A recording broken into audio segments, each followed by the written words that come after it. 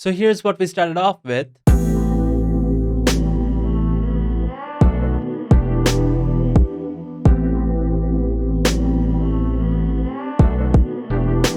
And here's with all the EQs engaged now.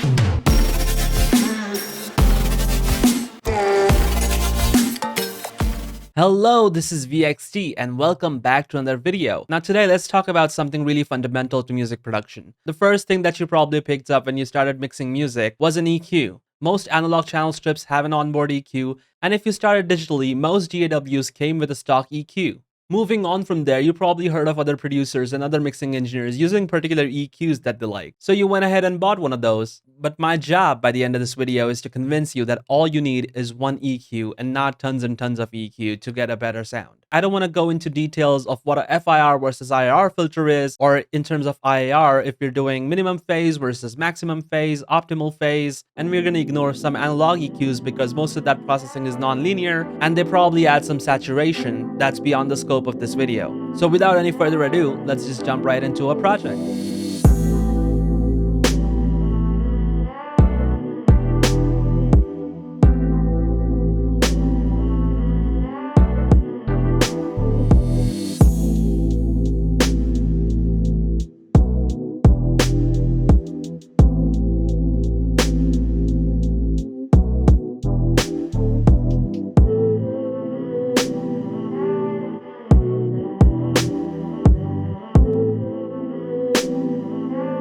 Now conceptually, you can use any EQ that you want here. I'm just going to use the FabFilter Pro Q3 because I'm familiar with that plugin and I like the interface.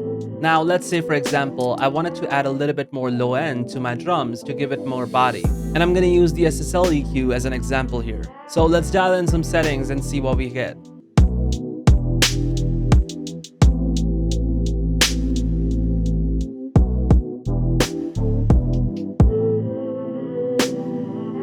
So let's solo the drums and see what the EQ is doing.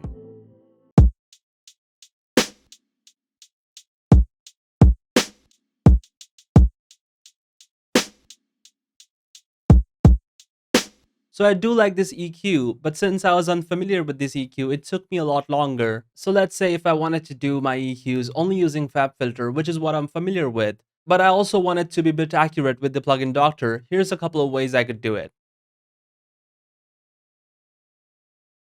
Wow, so here's the EQ that we actually created. Now to match this with Pro Q3, it's not that difficult and really intuitive, so let's just do that quickly with plugin Doctor.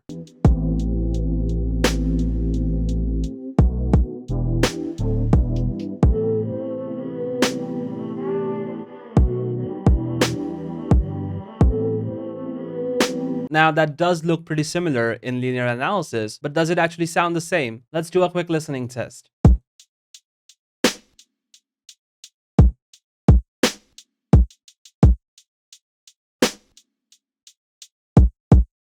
To my ears at least, it does sound really close. And now I have the added advantage of storing this as part of my preset and build my preset libraries over the years using one singular EQ. And it also gives me control now over the cues and frequency ranges, and if I wanted to add more bands, and also gives me a better analyzer to look at visually. Now, there is still some times where I keep going back to a Pultec EQ, especially for vocals or synthesizers, if I want to add some air and presence to my high end. So let's try and add some high end to the instrumentals here and see if we can achieve the same result with a Pro Q3. Oh, and look at that! Even without changing any other knobs, there is still some gain applied of about a dB or so on most of the range of the signal to make you subconsciously feel like the EQ is doing something good, because our monkey brain still thinks louder is better. So let's add some high end on the P1A and see if we can match it with Pro Q.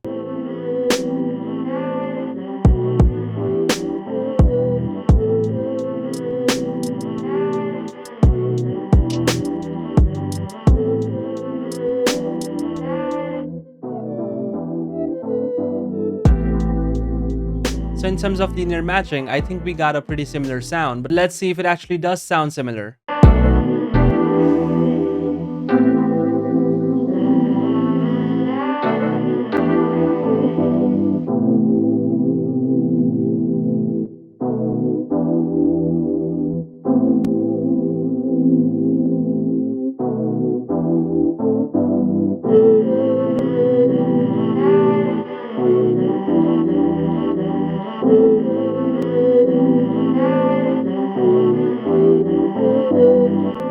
it does sound pretty close, but I still feel like the Pulsec sounds a little better. And yes, there is a reason for it.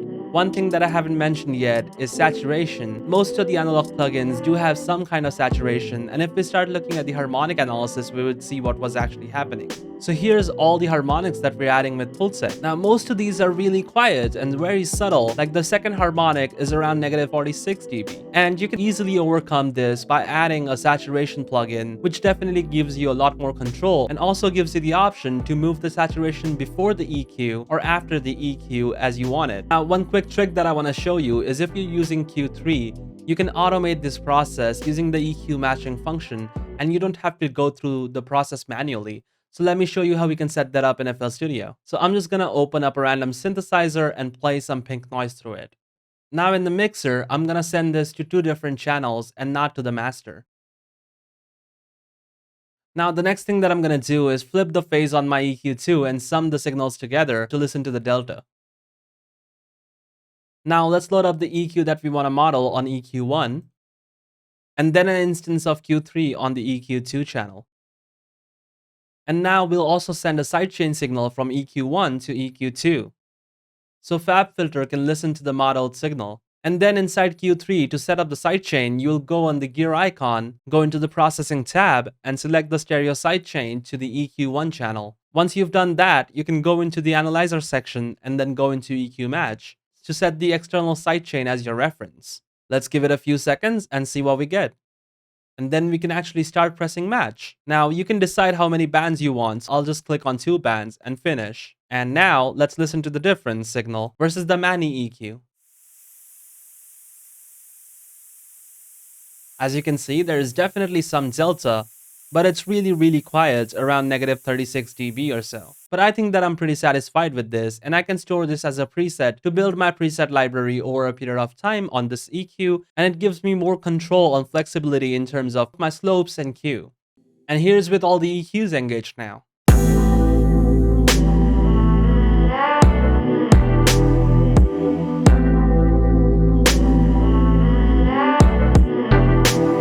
Alright, so I hope that I convinced you that all you ever need is one single EQ to do almost everything that you need to. Now yes, there are definitely exceptions to this, like I mentioned, especially if you're using analog plugins, and even with digital filtering there are different ways you can create EQs. For example, Q3 has all of its filters in series. There are certain plugins that do this in parallel and they do yield a different sound, but you can still get the bit accurate results with both of them. Another thing that I don't want to gloss over is there are certain digital EQs that as you start moving into the higher frequencies start cramping their frequency response. Now most stock EQs that come with DAWs actually do this, including the FL Studio's parametric EQ. Cramping basically occurs because your phase response has to go back to 0 at Nyquist, which creates an asymmetric curve in the frequency response. Now this is hardly ever desired, and Q3 does not have a problem with that. However, even with the parametric EQ in FL Studio, you can use high shelving filters to create the response that you need. So go ahead and load up 2 different EQs and try to match the settings on the EQ that you prefer, and listen to the delta signal once you sum them, inverting the phase on one of the channels. This also helps you to understand how EQs are actually programmed and improves your ear training at the same time. There are definitely so many more details that I can go through, but if I missed something really important, please let me know down in the comments below. If you like what you're watching, do leave a like and don't forget to subscribe. Also, keep making great music and have a nice day. Peace.